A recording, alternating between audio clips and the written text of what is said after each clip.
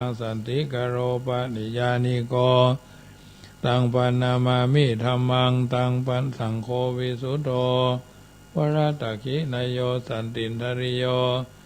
สัพพมราปะหิโนคุเนหิเนเกหิสมิธิปโตอานาสโวตังปันนามามิสังฆังนามามิปุตตังกุณาสากลันตังนามามิธัมมังมุนีราจเตสิตังนามามิสังฆังมุนีราจะสาวกังอัจจโยโนพันเตอจกมายะถาพลังยะถามูลหังยะถากุสลังเยมะยังพุทธธรรมะสังฆสังฆเตสุติรัตเนสุอติเตวาปัจจุปันเนวะอวิวายาติวาราโหวากาเยนวาวาจายาวามานาสาวาปะมะตังวาอากาลวังวากาสิมาทิสวายตาธัมมังปฏิกโรมาเตสันโนพันเตพุทธาธิรัตนะตยังอนุกัมปังอุปาทายะอัจจยังอัจจยโตปฏิฆานันตุขมันตุสัพพังโตสังฆยติงสังวริสามนาภูเนวังกาลิสามะอาจารย์พุทธปูจามหาเตจาธรรมปูจามหาปัญญาสังฆปูจามหาลาภาปูจายะปูจาลาเหปูจายะโตพุทเทยะทิวาสาวเกปปัญจสมติกันเตติเนโสกาปริเทเวเตตาดิเสปูจายะโตนิพุทเตอากุโตปเยนะสกาปุญญาสังฆตุงิเมตตามาปิเกนะจิอิมินาอากิตุปาภูภาราชาปูจาการวะกะเมนะเมตตายะพุทธสาทัสสนัญจลภามหาเสยวานุปัจจโตพุทโธเมตตโยเทวปูจิโตสังสาเลสังสารันโตปิอปเยนะขมามหาเสนิพพานาปัจจโยโหตุโนนิจจังนะโมตัสสะภะคะวะโตอะระหะโตสัมมาสัมพุทธัสสะนะโมตัสสะภะคะวะโตอะระหะโตสัมมาสัมพุทธัสสะนะโมตัสสะภะคะวะโตอะระหะโตสัมมาสัมพุทธัสสะพุทธังสรณังกัจฉามิธัมมังสรณังกัจฉามิสังฆังสรณังกัจฉามิทุติยัมปิพุทธังสรณังกัจฉามิทุติยัมปิธัมมังสรณังกัจฉามิทุติยัมปิสังฆังสรณังกัจฉามิตติยัมปิพุทธังสรณังกัจฉามิตติยัมปิธัมมังสรณังกัจฉามิตติยัมปิสังฆังสรณังกัจฉามิสรณกัมมานังนะโมเมสัพพะพุทธานังตัวติงสาวรรักขโนตนังกโรมหาวิโรเมทังกโรมหายโสสลานังกโลโลกาหิโตติปังกโลจุตินทโลโกนัญโยจนะปะโมโคมังกโลปุริสาสัพโพสุมาโนสุมาโนทีโลเลวะโตระติวัฒโนโสภิโตคุณาสัมปันโนอโนมัตติชนุตโมปทุโมโลกปัจโจโตนาลโตวารสารติปทุมุตโลสัทธาสาโลสุเมโตอะกาปุกโลสุจาโตสัพพโรกโกปิยตัสสีนราสโพอัตตาสีกรุณิโกธรรมตัสสีธรรมโมนุโตสิตาโตอาสาโมโลเกติโสจาวัตตังวโรปุโสจาปวโรพุทโธวิปัสสิจาอนุปโมสิกิสัพพะหิโตสัทธเวสสโพสุขตายโกกกุสันโทสัทธาวะโหโกนากามโนระนันจาโหกัสสะโพสิริสัมปันโนโกตโมสักกายปุงคโวอัฏฐะวิสัตติสังคตาอิเมพุทธามหิติกากรุณากุณาสัมปันนาสัพพโลกาวิปุจิตวยเตตัสสะปะระพุทธาอุตตมากาปุกลาเตปิสังฆคุณาสุปิติเยอมตังปะตังเอเตพุทธาติตาจามังกราหุติสัพพตาดาวิสติเมปุเทอาหังวันตามิสัพพตาเตสังยาเนนะสีเลนะคันติเมตตาปะเรนะจาเตปิโนอนุรักขันตุอโรกเยนะสุเขนะจาอัตตวิสติเมปุเทโยนะโลสรนังกโตกัปปานิสัทธาสหัสสานิทุกขติงโสนกัจจันติอัตถวิสติพุทธปริตังยันตุนิมิตังอวามังกรัญจโยจามนาโปสกุณาสัสสะโตปะปะกะโหโต ตุสุปินังอาการตังพุทธานุภาเวนะวินาสเมนตุยันตุนิมิตังอวามังกลันจะโยจามานาโพสกุณาสัสสะโตปาปะกะโหตุสุปินังอาการตังธรรมานุภาเวนะวินาสเมนตุยันตุนิมิตังอวามังกลันจะโยจามานาโพสกุณาสัสสะโตปาปะกะโหตุสุปินังอาการตังสังฆานุภาเวนะวินาสเมนตุทานะบาลามิสัมปันโนทานะอุปบาลามิสัมปันโนทานะบารมัทธาบาลามิสัมปันโนเมตตาไมตรีกรุณามุทิตาอุเบกขาบารามิสัมปันโนอิติปิโสภะคะวาสีลาบารามิสัมปันโนสีลาอุปบารามิสัมปันโนสีระบารมัทธาบาลามิสัมปันโนเมตตาไมตรีกรุณามุทิตาอุเบกขาบารามิสัมปันโนอิติปิโสภะคะวาเนคัมมะบารามิสัมปันโนเนคัมมะอุปบาลามิสัมปันโนเนคัมมะบารมัทธาบาลามิสัมปันโนเมตตาไมตรีกรุณามุทิตาอุเบกขาบาลามิสัมปันโนอิติปิโสภะคะวาปัญญาบาลามิสัมปันโนปัญญาอุปบารามิสัมปันโน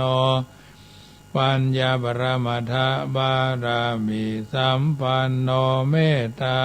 ไมตรีกรุณามุทิตาอุเบกขาบาลามิสัมปันโนติปิโสภะคะวาวิริยะบารามิสัมปันโนวิริยะอุปบาลามิสัมปันโนวิริยะบารมัทธาบาลามิสัมปันโนเมตตาไมตรีกรุณามุทิตาอุเบกขาบารามิสัมปันโนติปิโสภะคะวาขันติบาลามิสัมปันโนขันติอุปบารามิสัมปันโนขันติบารมัทธาบาลามิสัมปันโนเมตตาไมตรีกรุณามุทิตาอุเบกขาบาลามิสัมปันโนอิติปิโสภะคะวาสัจจะบารามิสัมปันโนสัจจะอุปบารามิสัมปันโนสัจจะบารมัทธาบาลามิสัมปันโนเมตตาไมตรีกรุณามุทิตาอุเบกขาบารามิสัมปันโนอิติปิโสภะคะวาสัจจะบารามิสัมปันโนสัจจะอุปบารามิสัมปันโนสัจจะบารมัทธาบารามิสัมปันโนเมตตาไมตรีกรุณามุทิตาอุเบกขาบาลามิสัมปันโนอิติปิโสภะคะวาอธิฏฐานะบาลามิสัมปันโนทิฏฐานะอุปบารามิสัมปันโนทิฏฐานะบารมัทธาบาลามิ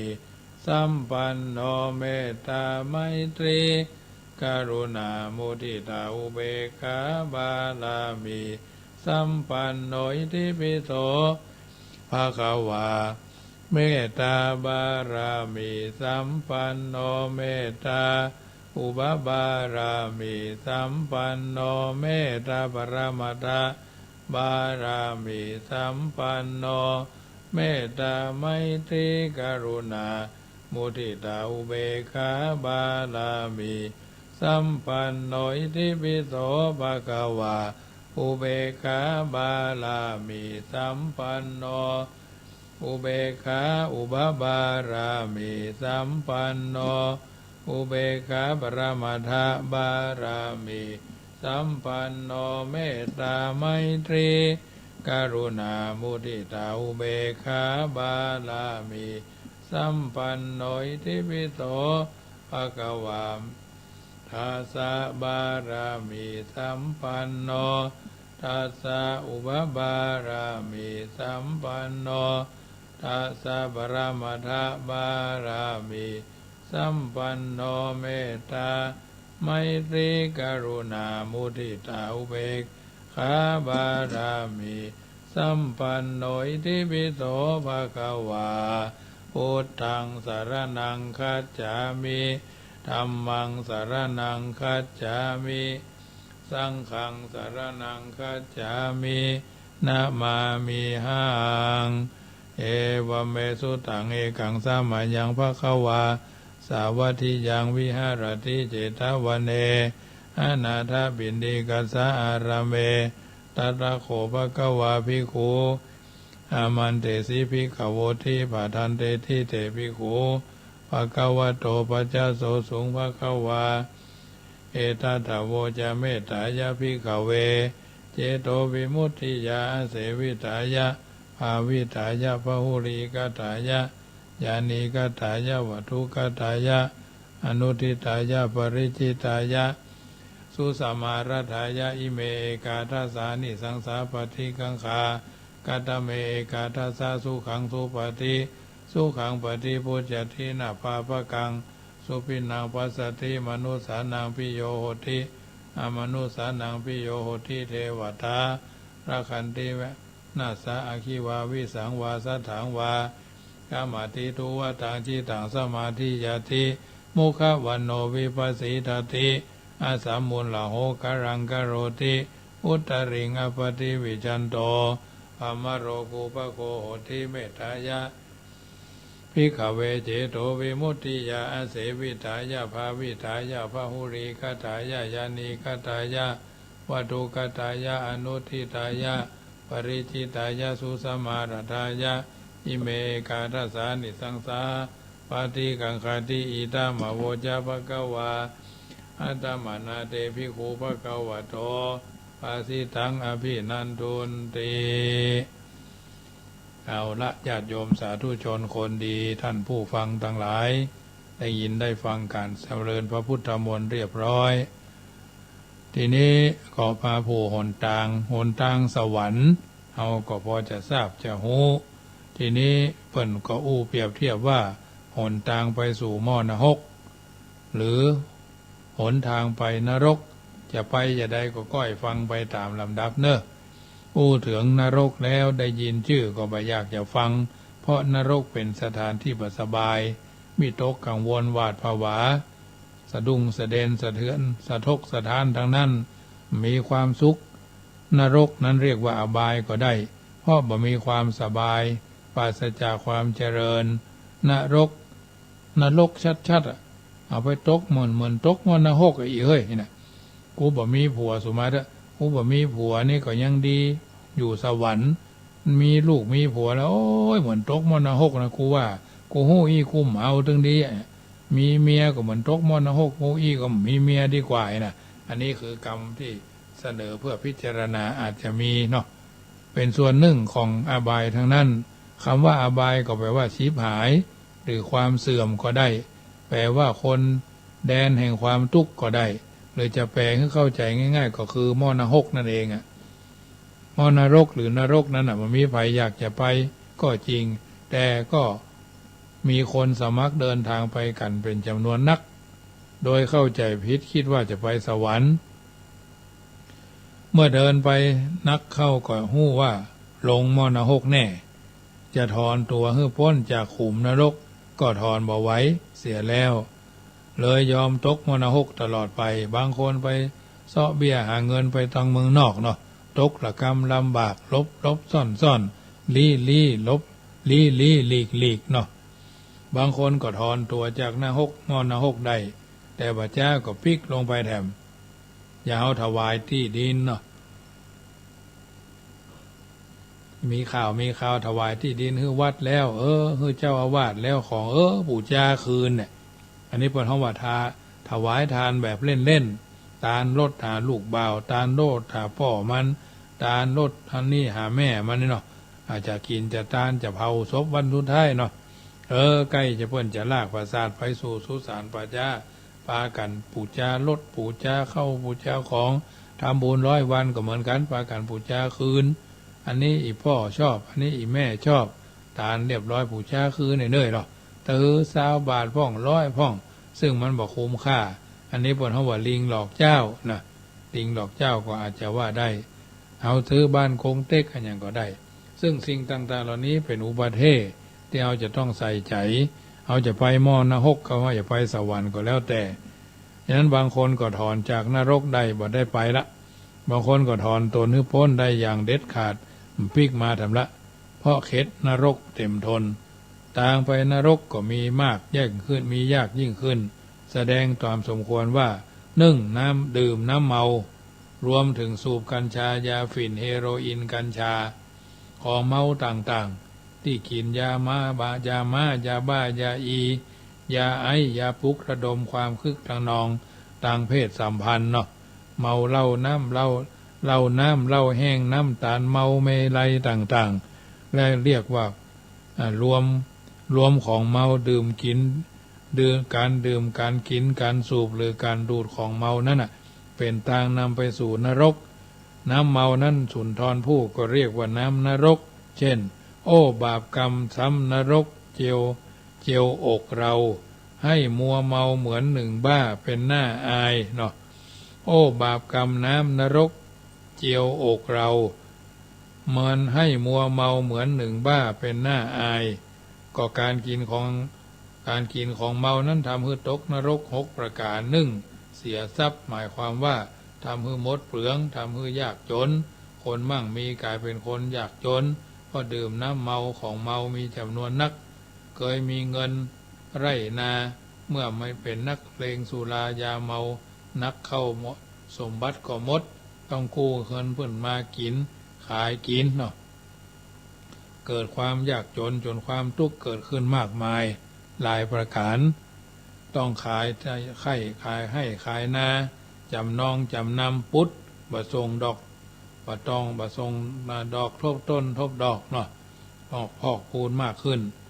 ฝนตกมันก็ออกแดดออกมันก็ปุน้ำมามันก็กระจายเนาะตลอดถึงบ้านเฮือนเครื่องกินเครื่องใจคือชิบหายหมดบางคนจะซื้อกับข้าวกินนึกเสียดายแต่ซื้อเหล้ากินมานึกเสียดายพอได้บึกอยู่แล้วเนาะ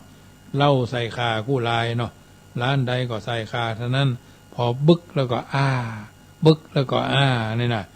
บางคนฮักเหล้านักกว่าลูกกว่าเมียเวลากินเหล้าให้กินบู้ว่าเมียตายบอกว่าอย่าให้เหล้าหกอีหรอกอย่างเพลงแต่ก่อนเขาได้ยินสอนคีรีก็ว่าไปเมียถึงเมียตายไม่เสียดายเท่าเหล้าหกมันได้ยินเพลงอยู่นะแต่ก่อนบ้านอาตมานี่ใกล้โรงหนังหรอกโรงหนังวิกเป็นห้องว่าวิกฉายหนัง3 วัน 7 วันพวกก็จะมาฉายคือ2 เรื่องควบพ้อง3 เรื่องพ้องโต้รุ่งพ้องนี่นะ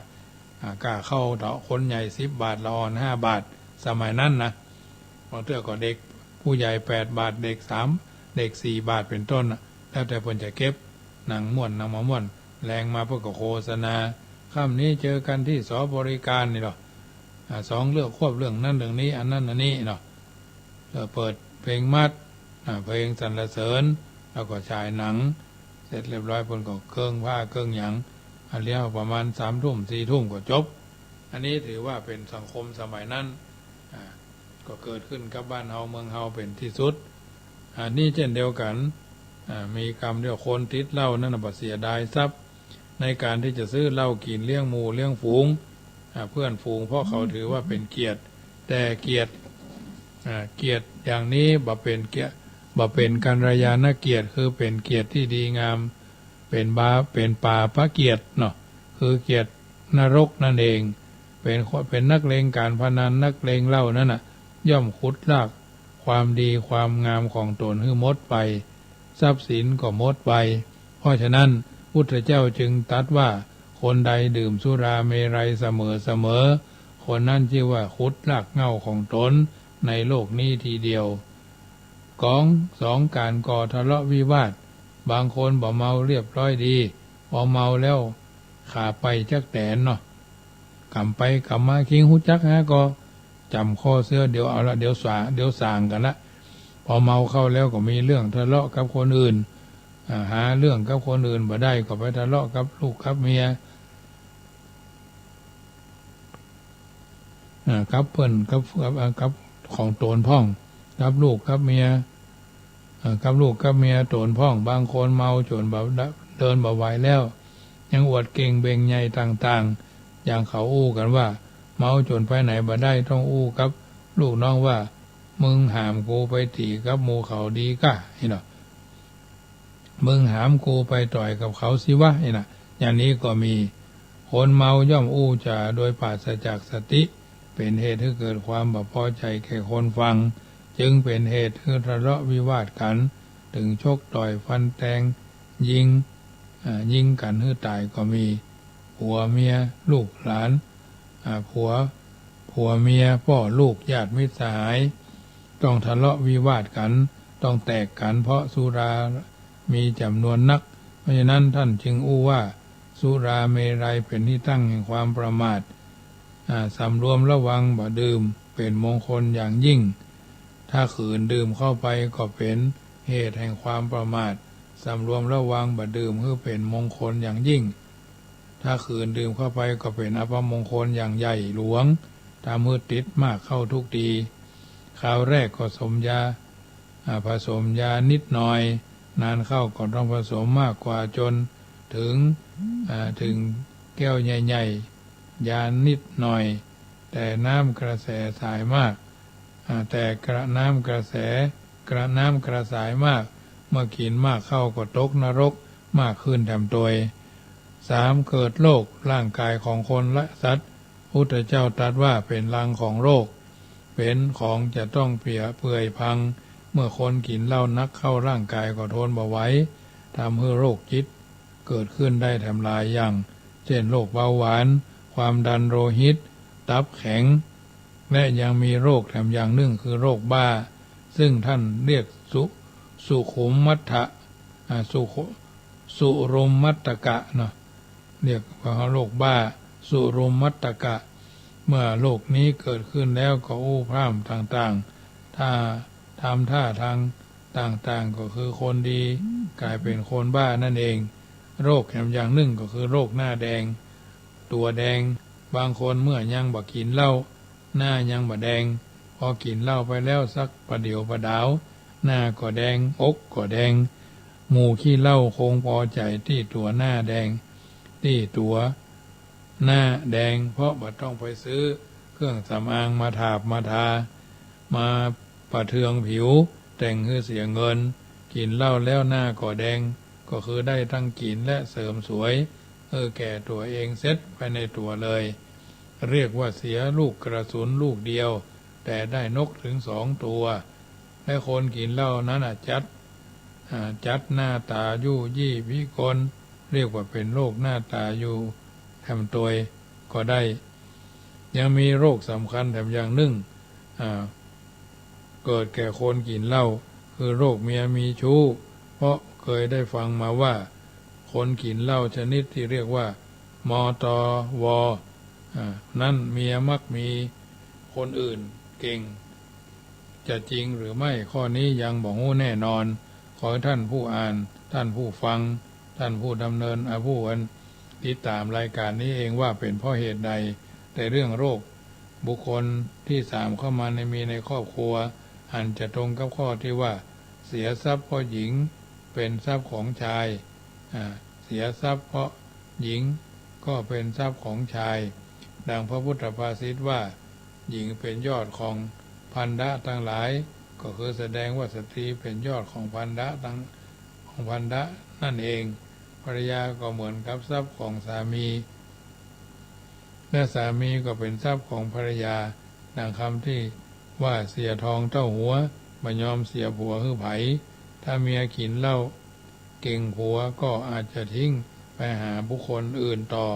มียก็จะร้องไห้สายเสียดายคือผัวจากไปเสียแล้วคู่ข้างจากไปเสียแล้วและเมื่อเป็นเช่นนี้ก็ไปเกิดโรคชนิดหนึ่งคือโรคพิษวาสขาดวิตามินรอนะโรคพิษวาสขาดวิตามินรอและคนกินเหล้าเก่งขึ้นไปก็จะต้องตกนรกต่อไปแถมก็คือต้องได้รับติเตียนคือได้รับคำนินทาจากผู้อื่นว่าใช้จ่ายทรัพย์ในทางไร้ประโยชน์ห้องอู้ควรโทสะห้องและว่าเป็นโรคต่างๆก็เพราะดื่มเหล้าเก่งพ่องอุปะไผเข้าที่ไหนก็อู้ขอเหล้าเขากินบ่เลือกหน้า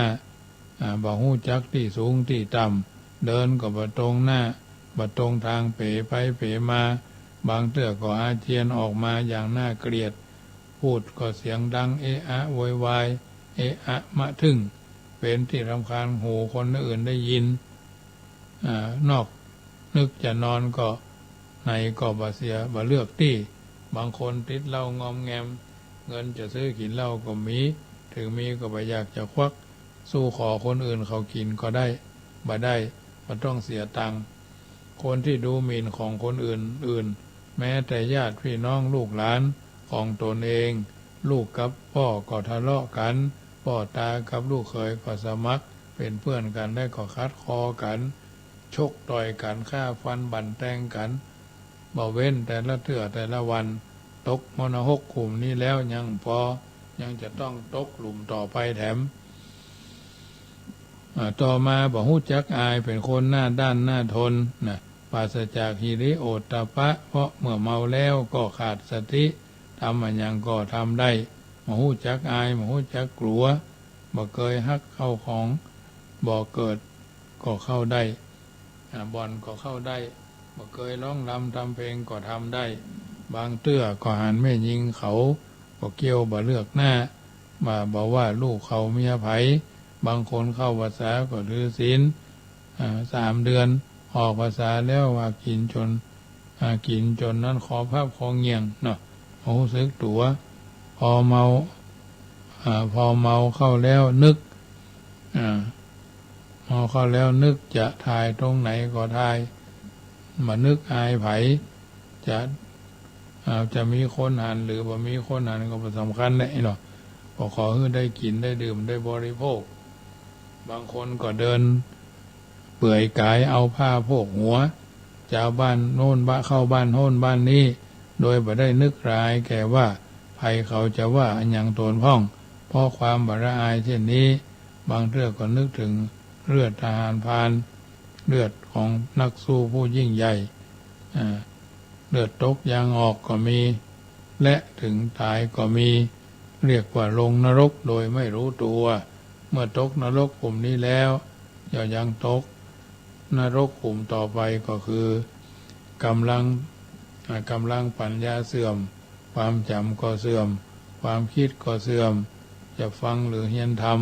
กรรมฐานนิพพานสูตรก็บ่อาจจะสำเร็จได้เพราะเหล้ามันเผาทุกวันมีความคิดแต่จะกินจะดื่มทุกวันก็บาละบะโกงคอเสียงโอกอากให้อาเจียนบ่ได้พอได้ดื่มแล้วพอเงียบไปนี่คือโทษของสุราปาหื้อปัญญาเสื่อมแก่เกินวัยนะมีศักดิ์มีสีมีบารมีที่จะเข้าไปใกล้บ่มีความคิดที่จะสนใจในความรู้ความฉลาดความจริงก็ตีนดีมือดีเท้าดีหัวสมองก็เพราะจะฝึกให้ดีๆได้อันนี้ไม่สนใจไม่ใส่ใจนะคนดื่มจัดเมาจัดอกก็แห้งปัญญาก็ถอยเมื่อยากจนเข้าสิ่งแล้วความคิดในทางดีงามก็หมดไปดังท่านเล่าไว้เรื่องเศรษฐีขายเรือน2 คนผัวเมียติดสุราพาพวกกินกันทุกวันนักเข้าทรัพย์มดไก่ก็ต้องขายเฮือนชายที่ดินมดเหี่ยวขอทานกินวันหนึ่งไปขอเศษอาหาร กินที่เชตวันพุทธเจ้าตรัสกับพระอานนท์ว่าอานนท์เศรษฐีสองผัวเมียเนี้ยเสื่อมเสียจากโลกียทรัพย์และโลกุตตรทรัพย์ต้องซบเซาเหมือนนกกระเรียนแก่ซบเซาอยู่ในเปลือกตมที่บ่มีปลาจะกินเข้าไปที่เป็นเช่นนี้ก็เพราะว่าจิตใจเหี่ยวแห้งมีกำลังปัญญาก็บ่จิตจึงบ่เป็นภาชนะที่รองรับคุณงามความดีนั่นเองอันนี้เป็นต้นญาติโยมต่อไปก็จะวันต่อไปก็จะข้อต่อไปเหี่ยวกลางคืนมารักษาสุขภาพที่ว่ามารักครอบครัวซึ่งจะไปตามลำดับคนมีนิสัยชอบเมาก็จะไปตามลำดับของมันฉะนั้นค่ำคืนวันนี้ญาติโยมสาธุชนที่ฟังอยู่ทางบ้านฟังแล้วเป็นจะได้ก็นำไปพิจารณาเมื่อเข้าใจในอัตในธรรมในสัจธรรมความเป็นจริงแล้วก็ถือว่าเดินทางชีวิตโดยมีหลักยึดหลักประพฤติเป็นลำดับไปก่อนนำรายการจะท่านไปก็ขอประชาสัมพันธ์ด้วยว่าวันที่13งานตัดหวายลูกมีมิตรผูกพัทธสีมาอุโบสถหลังใหม่วัดเหล่าดูตำบลหนองยวงอำเภอเวียงหนองล่องซึ่งท่านพระอาจารย์พรัตน์ศิวนัทเมธีบทโชโตวันเกิดเมืองนอนท่านก็จะไปร่วมกันจัดสถานที่เรียบร้อยเนาะก็จะมีการพิธีใหญ่วันที่17ส่งน้ำวัดเหล่ายาวตำบลบ้านโฮงตำบลวัดตุ้งโป่งตำบลเหล่ายาวอำเภอบ้านโฮงเนาะวันที่17-19ก็ปล่อยหลวงวัดดอนหลวงอำเภอป่าซางตำบลแม่แรง23ก็ปล่อยหลวงวัดวังสิงคำอำเภอเมืองเชียงใหม่ตำบลป่าแดดแล้วก็งานอื่นๆที่จะประดังประเดเข้ามาญาติโยมอยู่ชุดไหนมุ่งใดก็สามารถร่วมด้วยช่วยกันได้เนอะสิ่งใดที่ดีที่งามที่เหมาะที่ควรเอาต้องชนะทุกวันชนะตัวเก่าชนะตนนั่นแลดีที่สุดเนาะแท้ที่จริงคนบางสิ่งบางประการเขาจะต้องเอาชนะคือได้ชนะดวงชะตาชนะสถานการณ์ชนะอุปสรรคชนะการแข่งขันและชนะตัวเก่าคือนี่คือ5สิ่งลักที่จะต้องเอาชนะคือได้ไปใจไปจ้องไปชนะคนอื่นเสมอชะตากรรมนั่นเป็นสิ่งที่ปรับเปลี่ยนได้ตามการบริหารศึกษาเพิ่มเติมจากหนังสือบริหารดวงชะตาชีวิตโดยผู้กล่าวเอาไว้ขณะนี้สถานการณ์ต่างๆในโลกค่อนข้างวุ่นวายและร้ายแรงแต่นั่นก็โอกาสที่เอาจะชนะได้เช่นนั้นก็คือสถานการณ์การชนะสถานการณ์นั้นบ่ได้หมายความว่าจะต้องไปทำลายสถานการณ์แต่หมายความว่าต้องบริหารทุกอย่างทุกสถานการณ์คือเกิดประโยชน์เป็นลำดับไปอันนี้ถือว่าสัจธรรมความจริงที่เกิดขึ้นกับตัวกับตนศรัทธาญาติโยมฟังอยู่ทางบ้านเป็นจะใดก็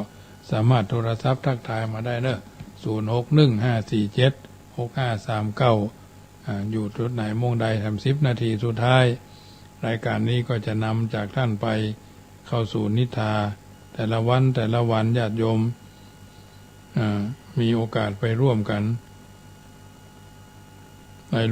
ทำบุญสร้างบารมีแต่ละวันแต่ละท้องที่แต่ละสถานที่มีงานเกิดขึ้นแทบจะทุกสิ่งทุกอย่างเอาลงมองตัวเก่าว่าบัดนี้เอาอายุมาถึงป่านนี้หลายสิ่งหลายอย่างเพิ่นเฮาว่าเริ่มเคลียร์เนาะเริ่มเคลียร์ชีวิตจะไปนึกว่าประเดี๋ยวนี้บ่เป็นหยังนี่เนาะกินได้ไปได้อันนั้นอันนี้แต่เจ้านี่อสมของบ้านพระบาทหมู่6ก็มาตรวจสุขภาพอัตมภาพที่วัดเจริญพรยายพรโอ้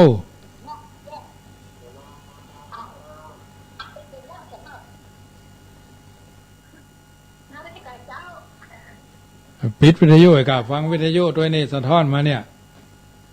เบาวิทยุกะวันนี้เรื่องอย่างกับวันเนี่ย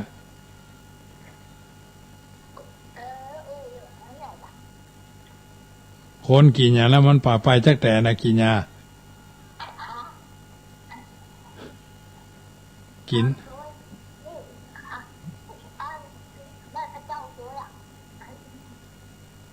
มันกินอย่างขาไปจักแต่น่ะ เมาอย่างเมาเหล้าเนาะเจ้ากำลังใจเนอะเดี๋ยวสายเข้ามาเนอะเจ้าโมทนาโมทนาโยมแม่วิทันเจริญพรเจ้าวัดสาเจ้ายายทานฟังอยู่นะเจ้าเจ้ากำลังใจเหมือนกันเนอะอากาศเป็นได้พ่องลำพูนร้อนนะเจ้าเริ่มเมื่อวานแดดแล้วมาเจ้าไม่แรงมาเย็นนี่เริ่มเย็นแหมแล้วนะเจ้าหนาวแล้วเจ้าทางจังกำเจ้าโมทนาโมทนาอากาศเปลี่ยนแปลงรักษาสุขภาพด้วยเนาะโมทนากับทุกสายเนอะอยู่จุดไหนมุ่งใดโทรกันเข้ามาเป็นกำลังใจนึ่งเสียงนึ่งสายนึ่งกำลังใจเนอะญาติโยมสาธุชนฟังกันไปพิจารณากันไปอันใดดีก็ถือว่าเป็นส่วนที่คือกำลังใจซึ่งกันและกันจะนักจะน้อยก็ถือว่าเป็นกำลังใจที่ดีบางอย่างก็จะถือว่าเอาเดินทางชีวิตมาถึงวันนี้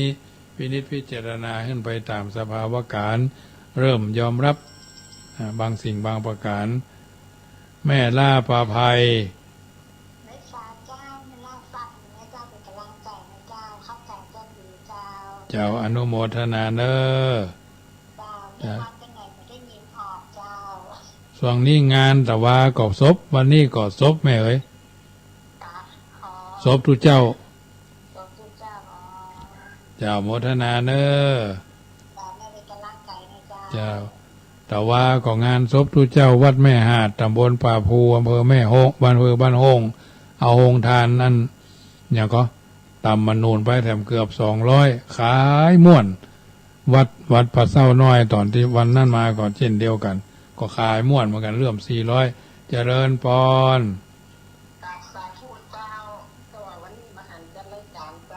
ไปฮดน้ำศพท่านอาจารย์อดีตเจ้าคณะอำเภอเมืองเวลาเดียวกันเนี่ยมันพูดนี้เต็มที่เจ้าโมทนาเจ้าอันตวาก็ศพวัดแม่หาดตำบลป่าภูอำเภอแม่ฮกบ้านโฮงเนาะเอาตามมนูนไปเลี้ยงกับกล้วยฉาบวันที่วันงานวัดอันเนี่ยก็วันที่6เนาะที่6ตะวาวันที่งานวัดอันป่าเศร้าน้อยก็ไปร่วมงานกันโดยวันที่4ที่5นะเอากันหงทานต่ำมนูนไปเลี้ยงโดยท่านพระครูประภัสชัยคุณเปิ่นก็ถวายการต้อนรับจัดดีญาติโยมก็เลี้ยงเพลอาหารก็จัดนักอทุเจ้าเปิ่นมาจันเพลแล้วมากันเนาะ137 ตนโอ้พอจะแล้วก็พอ4 โมงไปปีกมาถึงก็พออิฐพอโยมญาติโยมอากาศตรงนั้นก็พอดีอยู่แต่เจ้าก็ไปฮดน้ำศพอดีตเจ้าคณะอำเภอเมืองละปูนวัดช่างคล้องตำบลในเมืองอำเภอเมืองจังหวัดละปูนหลวงพ่อถึงแก่มรณภาพวันที่5 เวลา 19:03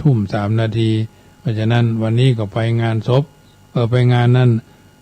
เจริญพุทธมนต์ส่งน้ำพระธาตุเจดีย์วัดคำแมดวัดห้วยน้ำดิบน่ะตำบลขวงเปาก็2 งานบ่ายก็ไม่ได้จัดรายการ2 วันนะวันพุธก็เป็นจัดรายการวันสุดท้ายประจำสัปดาห์ท่านอาจารย์นั่นปนัดกิติพงศ์ก็บอกว่างเหมือนกันเพราะว่าทุกเจ้าแต่ละตนหน้าแรงออกมานี่นะมันต้องมีก็การก็งานญาติโยมเหย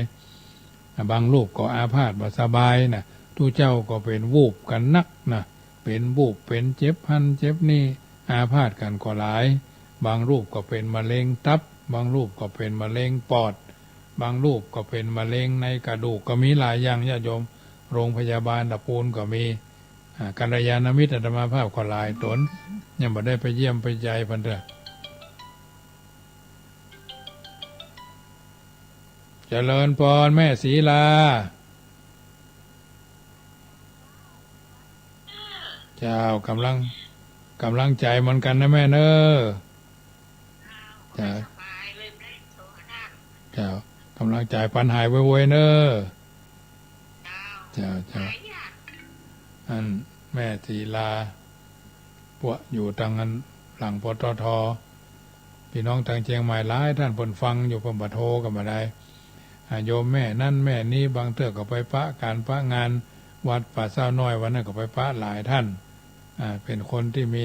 กัลยาณจิตเป็นกัลยาณมิตรบางท่านก็หายไปแต่เพิ่นว่าเป็นพลังเงียบเนาะก็ยังฟังกันอยู่